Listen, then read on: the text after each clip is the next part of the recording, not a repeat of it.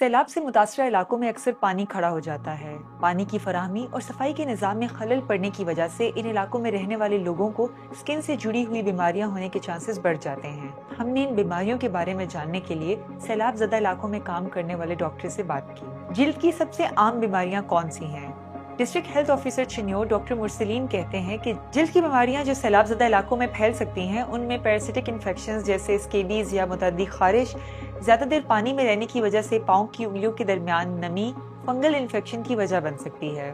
पानी में मौजूद केमिकल्स की वजह से कॉन्टैक्ट डर्मेटाइटिस हो सकता है। आलूदा मिट्टी में जख्म होने की वजह से टेटनस वगैरह हो सकता है।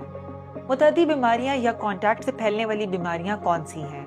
नमी और आलूदगी वाले माहौल में छोटे पैरासिटिक कीड़े या स्केबीज माइट्स जिल्द के अंदर दाखिल होने की कोशिश करते हैं। इसकी वजह से फैलने वाली बीमारी स्केबीज या खारिश है, जो किसी को हाथ लगाने, किसी का तौलिया या बिस्तर इस्तेमाल करने की वजह से लग सकती है। एम्पेटिगो एक बैक्टीरियल इन्फेक्शन है जो छोटे बच्चों में मुंह और नाक के गिर्द सुर्ख दानों और बाद में खुरन की शक्ल में नजर आती है। इन स्किन की बीमारियों की अलामत क्या हैं?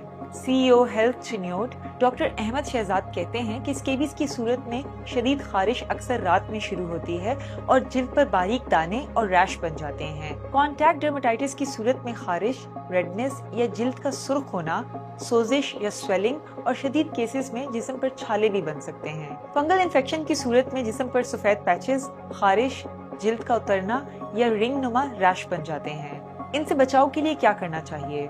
डॉक्टर अहमद शहजाद के मुताबिक सबसे बेहतरीन इलाज एहतियात है। सफाई का खास तौर पर ख्याल रखें, जिस्म को साबुन से अच्छी तरह धोएं और खुश्क रखें। एक दूसरे का तौलिया इस्तेमाल ना करें, एक दूसरे का बिस्तर इस्तेमाल ना करें। जख्म को आलूदा मिट्टी या पानी से बचा कर रखें। मिट्टी में जख्म होने की सूरत में फौरन एंटी टेटनस वैक्सीन लगवाएं। स्केबीज के लिए मखसूस स्केबीज लोशन या क्रीम रात को इस्तेमाल करें। कोई भी अलामात जाहिर होने की सूरत में डॉक्टर से रजू करें।